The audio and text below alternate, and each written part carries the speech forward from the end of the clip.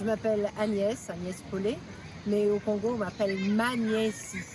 Et je suis présidente de l'association Kiamvu Le Pont et nous travaillons pour l'éducation des enfants en RD Congo, Congo-Kinshasa.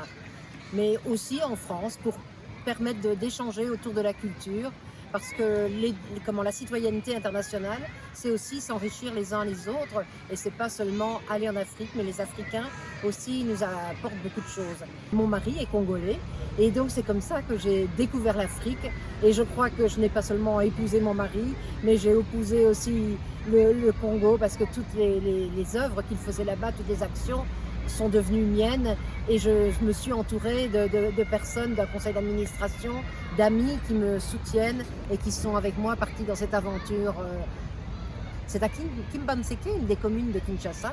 Et là, nous avons un centre culturel que nous soutenons et qui éduque les enfants par la musique. Il y a plus d'une centaine d'enfants qui fréquentent ce centre et qui viennent pour apprendre ce qu'est la vie.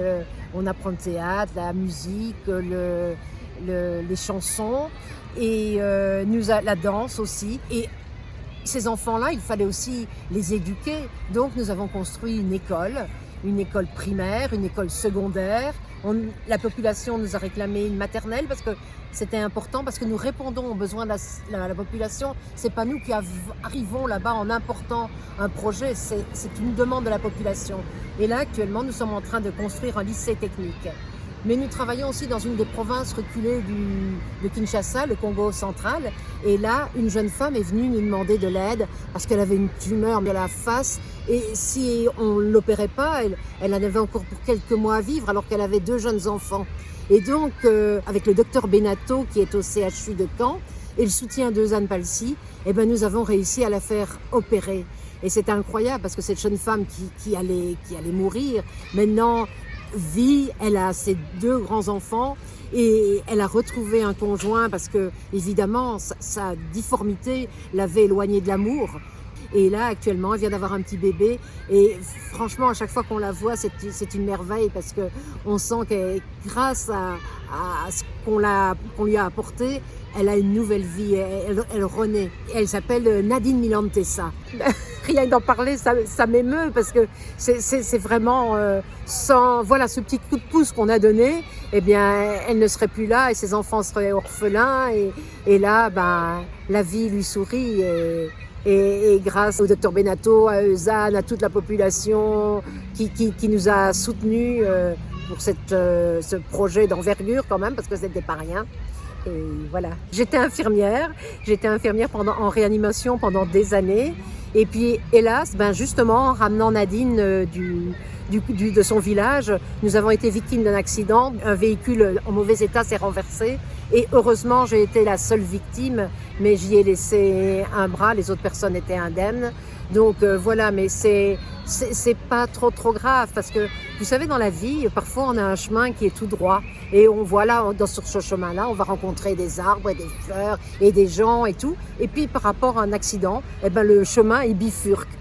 Voilà, le chemin a bifurqué et je vais rencontrer d'autres personnes, d'autres arbres, d'autres fleurs que je n'aurais pas rencontré si j'avais pris le chemin tout droit. Là, j'ai pris un chemin de traverse et c'est une richesse aussi dans ma vie. Alors dans cette commune de Kimbanzeke, dans le quartier où nous sommes, le quartier Révolution, il y a 35 000 personnes, mais il n'y a pas l'électricité, il n'y a rien. On ne peut pas regarder un match de foot, on ne peut pas regarder un film, on ne peut pas voir du cinéma, on ne peut pas faire une pièce de théâtre. Et donc nous avons le projet de construire une salle polyvalente où on pourrait regarder des films, avoir aussi une salle pour la communauté urbaine qui puisse se réunir, faire un mariage, faire même un deuil parce qu'ils n'ont rien, avoir de l'électricité. Alors là, c'est un projet vraiment pour la population, pour les jeunes, mais aussi pour les aînés. Et l'école aussi bénéficiera de ça parce que c'est complémentaire en fait. L'école qu'on a construite, le collège, l'école primaire et maintenant le lycée professionnel qui va éduquer les enfants et on va faire une formation en électricité solaire qui est vraiment un avenir pour ces quartiers-là. Mais maintenant, si on veut faire ce projet de construction de salles polyvalentes, qui pour nous tient vraiment à cœur, parce qu'on est parti du culturel, le centre culturel Bongieto, c'est vraiment ça qui est important pour nous. Et conduire la population, les enfants, les jeunes, les plus aînés vers ce partage de la culture, c'est vraiment quelque chose, parce que c'est dans la culture qu'on a ses racines et se fermer à toute une page de cinéma, de films, de spectacles, c'est priver, c'est les amputer d'une partie de ce qu'on peut partager tous ensemble. Et ça, c'est vraiment très très important et je crois que c'est une source de développement importante pour cette population.